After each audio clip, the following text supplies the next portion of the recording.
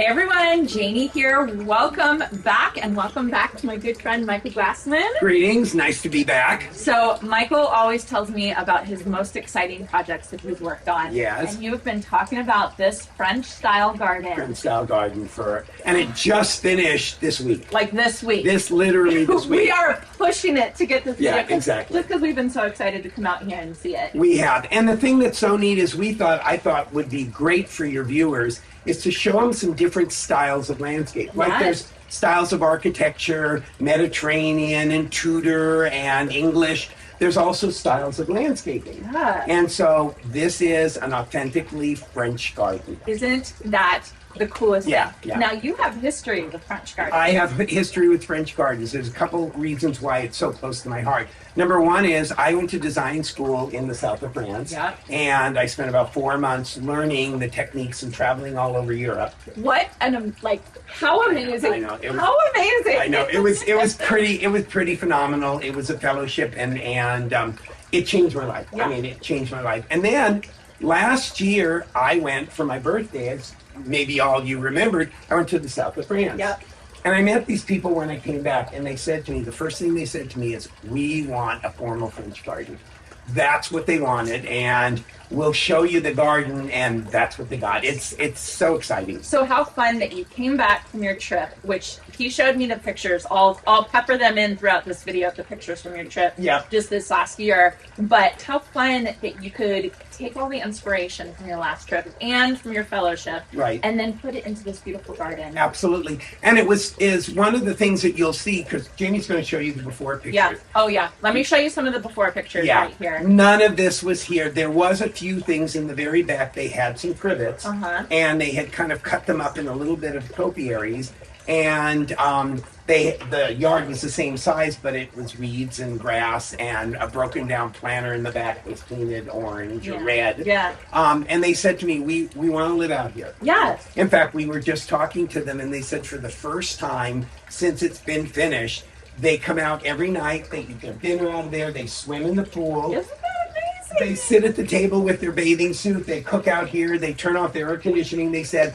we've never gone out and used our backyard, but for the first time, they said, we're out here every single night, and we plan to be out here every single night. And I think that's something that Michael does so special for his designs. To me, it seems like your goal is to extend someone's living space. Yeah. And you've absolutely done that. Like, this is a gorgeous, beautiful house, and you've doubled the space. Absolutely. Really improved the outdoor space that they can come and they can use and they can enjoy this amazing house. Absolutely. Yeah. Cool. So let me grab the camera and then show us. We'll show you around. Show us around. And I can't emphasize this enough. This just got finished. The construction workers were still here when we showed up. Right. In fact, there's a few things that still have to be done. We'll show you that as well. Yeah. But we were so excited to show this to you guys. So Absolutely. Let's keep going. All right, Michael. So show us around. Should we give one big overview of the whole Sure. place Let's first? do a big overview. Why don't you pan and... Okay. So we walk out the back patio. Off to the left, gorgeous, gorgeous fountain. And then my favorite part. Yes. Right? Yes. Is this beautiful maple tree. That was existing, and we wanted to make that like the focal point. But what it had is this old planter that was falling down. So we made very formal the circle with a seat wall around it in the stone. Oh. And then when you look through it, you can see the outdoor fireplace. It makes you want to come and walk through. Right. And the interesting thing is that door, that's her master bedroom. So they can come out of the master bedroom and go and sit by the fire. Oh, isn't that just amazing? Then we have the little pool. Yes. And then over on that side is kind of the more formal raised garden, which is so, so very fun. And then for shade, the overhead structure. Oh. And with the fans and everything, we still have to have the lights. They're on order. And then this becomes their eating area. And the thing that they were telling me just the other day is, they're in the pool. They've got a heater. They're in the pool. It's a spool. They've got it heated to like 90 degrees. They swim every single day. They get out of the pool in their bathing suits. They cook and they sit and eat dinner here every night. Did you say spool? Spool. What is that? Spool is a small pool combination spa and pool. Oh my So goodness. you can heat it up, and it does have jets in it. But if you don't, you can it's big enough to float, but not too big that it overtakes the whole yard. I have never heard of a spool before. And the thing that I love about it is we designed it so you can sit around it. Yeah. So if you were having a big party, people can sit around the spool, and this becomes a sitting area. And then I love the formality of the steps on either side going into it. This is so interesting because this is not a huge yard. This is not a huge yard. This is not, it's not big, right? But just, I can't believe you fit a pool in here. I know, is that amazing? And really, when you're not a kid that wants to play with, you know, pool floaties or something like that, you really just want to sit in the pool, You want to sit in the pool, or you could just sit in a floaty and float around in there. I love that. And do you know how big this is? I think it's like 15 feet. Something like about 15 feet by 10. Oh my goodness. And the other thing that is, we wanted the focal point. So you look at the fountain. It's not concrete. It's cast limestone. It's a company called Haddonstone. Okay. And the thing that I love about it, besides the formality, as it ages, it takes on a new patina, so it'll start looking older and older. That's the beauty of using limestone. Wow. I love this. I love it. I love it. And just based off of all the pictures that you showed me from your trip last year, this is exactly it. This is what we saw, you know? Yeah, exactly. So let's kind of start from the beginning. Okay, all right. So we come out of the house here, and one of the first things that I had them do was, the ceiling was just stucco. Okay. It was a little drab. Yeah. So what I told them was, put a tongue and groove over that. And then they stained it, you can see, which is a trim color of the house, and then add a chandelier. I love I love the chandelier. I love it. And then to kind of give it a really cool look at the mirror with the table. My God, this mirror is incredible. Is that incredible? Incredible. Oh my gosh, this is incredible. This is so Michael Glassman. It is so Michael Glassman, yeah, it's true. So that when you come out, now you have a lounging area where you can kind of sit and view the entire yard. So tell me where the furniture's from. It's a company called Parterre. Okay. And they have amazing, amazing furniture. And the people were saying what they love about it is no care. It's all teak, and then they take the cushions and they store them.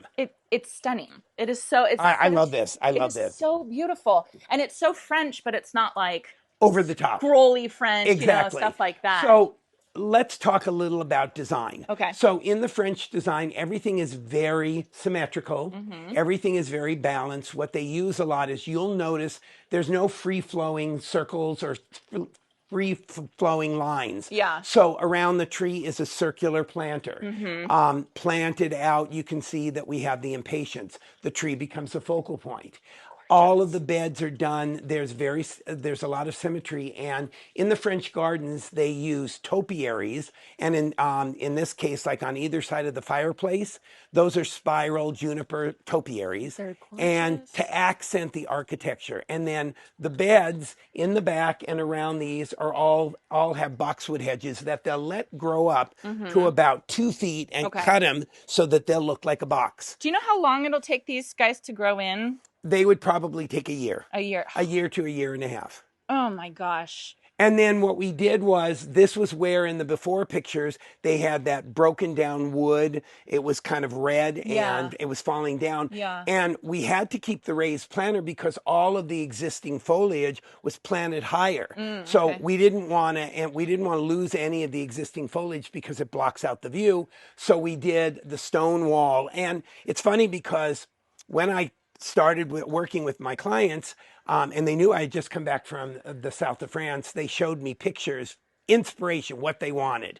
And again, all of the walls had stone on it. Here we go. Yes. Everything that they kind of showed me, they said they loved the idea of a fireplace. That's their bedroom. They basically tell me they come out of the bedroom, they can sit chairs here, or they can sit on the round planter and sit by the fire. They come out of the pool, if it gets cold, they can sit by the fire. And one of the things that I did was, again, I had them face it in stone, but the interior, we use the same tile. It's waterproof and it's also frostproof, but we use the same tile that's in the pool for the back of the fireplace. It's stunning. It is I love it. So beautiful. I also, let's point out that you used rock as mulch. Rock as mulch, yes. I think sometimes rock as mulch can sometimes look kind of cold and kind of like deserty almost. This is so Beautiful, Michael. This looks so good. Mexican black pebble. And so on either side of the fireplace, you have the spiral junipers. Then on either side of the fountain, we did the 3-ball topiaried, also junipers. I'm trying and really then hard what I not to wanted fall to in. do was kind of break it. And instead of doing a boxwood, which would have taken up too much room, Yeah. I planted all of it, had it all planted in a scarlet carpet rose. Gorgeous. Which blooms 9 months out of the year. Yes. Once a year you cut it back, but look at the color. I know. That with the blue tones of the pool, it's just going to be amazing. I know. And then you brought that color in again around the maple here. Around the maple, we did the impatiens. Wow. Yeah. And I love this maple. And I said, no matter what you do, you cannot get rid of this maple. Yeah. It's lit at night, so the illumination is, oh my God, it's incredible. And then they did have, the one thing they did have is they had this trellis with the jasmine. Gorgeous. But I said, you know, you need a focal point. So again, a Haddon stone fountain here. Isn't this interesting? I love it. I love it. You don't see that a lot, but this is just beautiful. You can even float flowers in there. Wouldn't that be gorgeous? Yeah. Wouldn't that be gorgeous? Wait. Point out the rocks underneath. Again, Mexican black pebble in here to again pull out what the stone that we use for the paving. Okay, what about the paving? It's travertine. It's silver travertine. Gorgeous. Is this what was in Phil's? It was what was in Phil's. We originally were going to do slate, but we couldn't get the slate that's inside their house. Yeah. They couldn't find it, so we decided on the silver travertine. So beautiful. I mean, I love it. And again, it's the Versailles pattern, which is very French. So Phil, our last garden tour that we just did together was just a 0-lot home. Yes. Very small home. Yes. Really just incredible what you did. And that he used the silver travertine. The silver travertine. I am so shocked that this is called Mexican black pebble. Because you've told me about Mexican black pebble before. It comes in different sizes. I imagined like a dark black. But right, and if it gets wet, let me just show you. Okay. It darkens up a little bit. Beautiful. But it's not black, and it picks up all the tones. It's stunning. And I use all sorts of different materials. In fact, we're coming up one of the garden tours. I did this beautiful Victorian with brick. Yeah. Depending on what the style is and when we're filming that, right? Yes, we're filming that next week. What I basically, when the clients told me that they liked the stone on the planters, they loved the stone for the floor, we showed them different options, and that's when we picked the silver travertine. Oh, it's just gorgeous. And then let's, of course, point out your channel drains. Because there's so much hardscape. The water's got to go somewhere. And you can open that up and clean it up. Those are all attached to drains and taken out to the front. Wow. And then while we're over here, the homeowner did get a new greenhouse. It's brand new. This was a mound, and I basically said, they said we would like a greenhouse. So what we did was we cut away the mound, did the raised planter around it, leveled that area up with a concrete floor and a drain, and that was a perfect spot to put their greenhouse. It's just perfect. It's going to be so fun and such a fun spot for her to hang out. Exactly. And it's just a small greenhouse, like, nothing big, but it's exactly what she needs. Exactly. Right? And he's an avid gardener also. Oh, okay. And so he told me, I want to grow my own starts. I want to do my own vegetables. I'm so excited for them. I mean, how perfect. It's on the side of the house. Yeah, it gets plenty of sun. It gets full sun and everything. And the beauty of it is it's vented. The thing that I love about it is otherwise this would have been a wasted area. Absolutely. They would have never come here. Absolutely. Do you know the color of the stain? It's a slate gray. It's called slate gray, and it's a Cabot.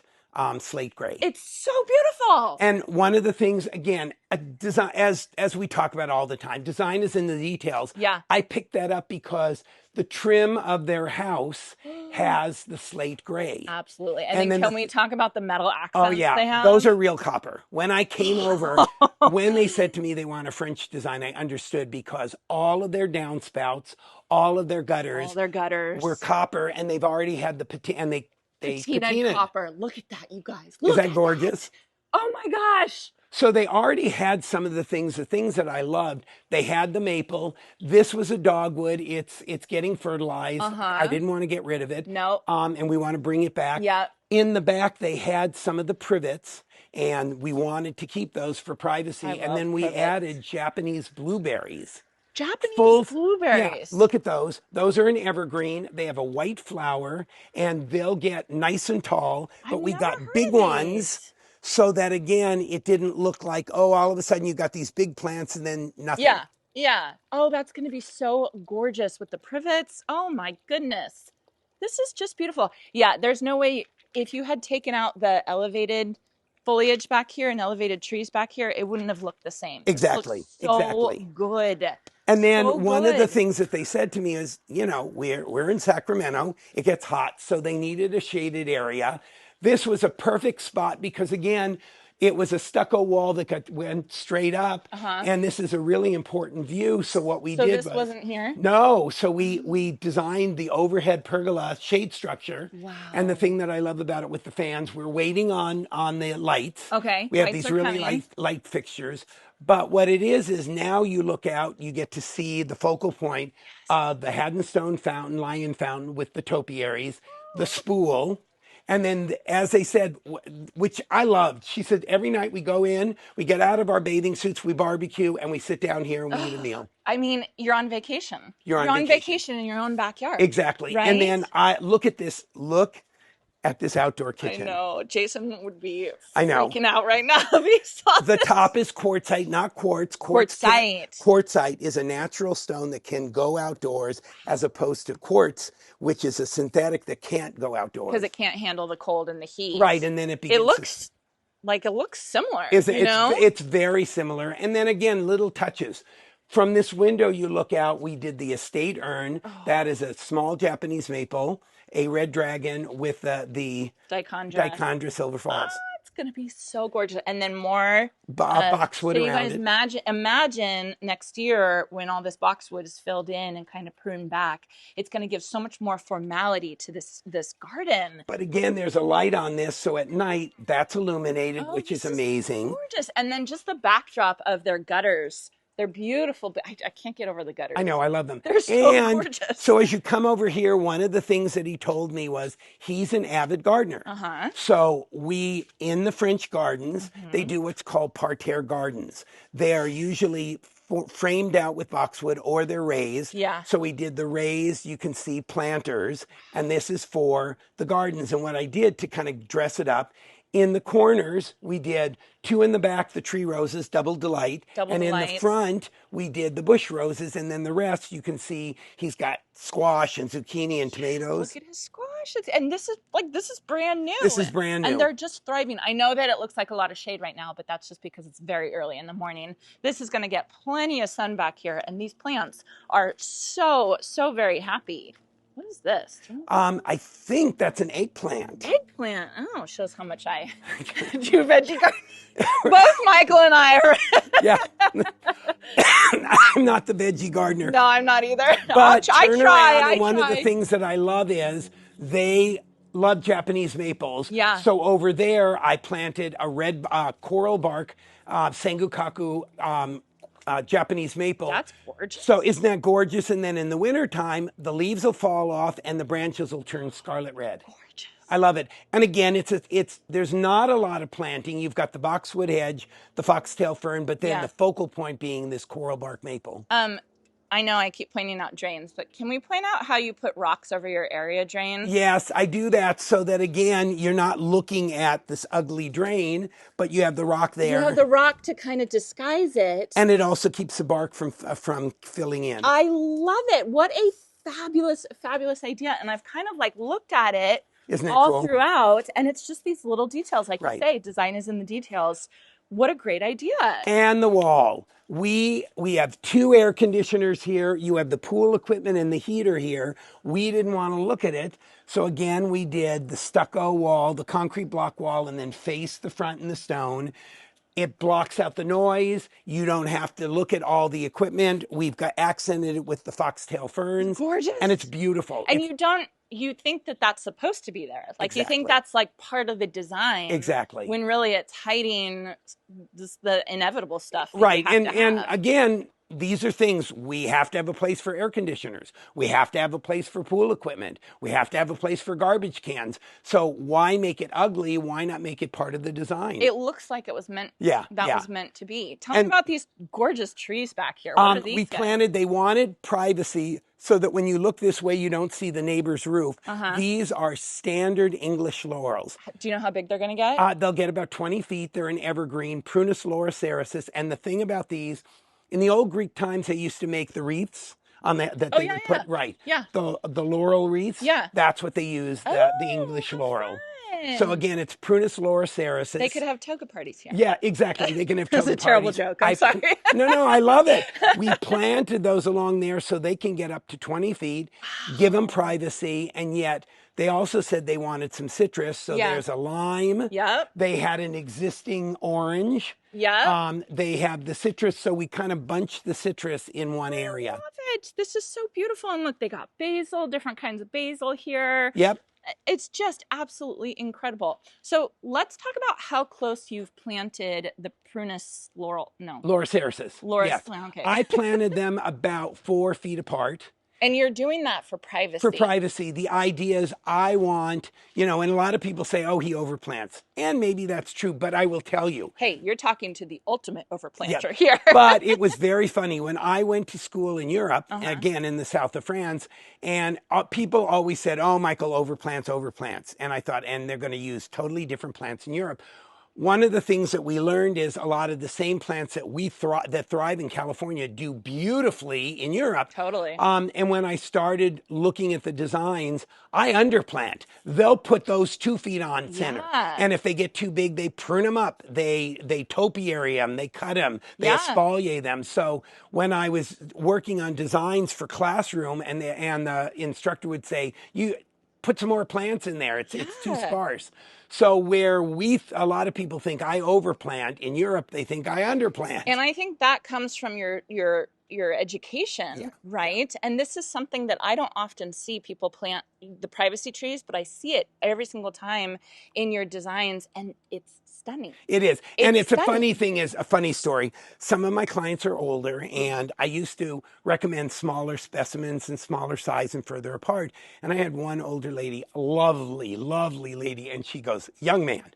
She turned to me, she goes, young man, I don't want to be in a home or out of my house by the time my garden looks good. So she said, give me big, give me wonderful, give me planted so that I can enjoy it now. And I thought, that's a good point. That's a good point, right? Give people what they want. And in a year or two, this is going to be amazing. Amazing. This is going to be amazing. I mean, when you think about this yard was literally completed this week. This week. I mean, it still has things that's not completely done, but right. Wow.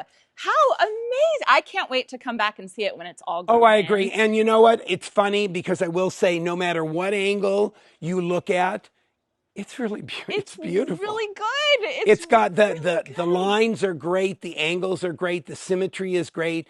You can definitely feel the French influence, and the clients, the fact that they already are using it and they love it. They're so happy with it. They are so happy. Yeah. And to hear a client say, we're out every night. We never went out in our yard, but every night we're swimming, we're eating, we're dining, and we can't wait to get outside. She said we're saving money because we're turning off the air conditioner. Exactly. Which in California, it's like, what?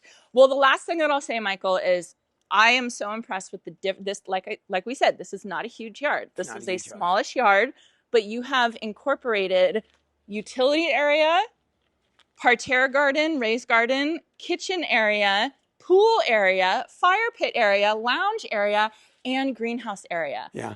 Holy cow. Yeah. Good job. Thank you. As I always tell people, no space is a throwaway space. Every space is so valuable for real estate that you don't want to throw it away. And it actually makes it, because it's got different purposes, easier to take care of. Yeah. Because you can take care of the vegetable garden. Yep. Basically, back there, all you really have to do is once a year prune the boxwoods to shape them. Yeah. You don't have to do anything to the background planting, and then you have to keep the topiaries pruned. Once a year, you cut the carpet roses, and otherwise, just enjoy. Just enjoy your yard. Yeah. Well, this is absolutely gorgeous. Thank you so much for letting us come here. Thank you to the homeowners for letting us come here. I know we kind of rushed them because we were so excited to come and see this. We were so excited, but this is just absolutely beautiful. Thank you. So I hope you all enjoyed this, and I hope you all have a chance to get in your garden today.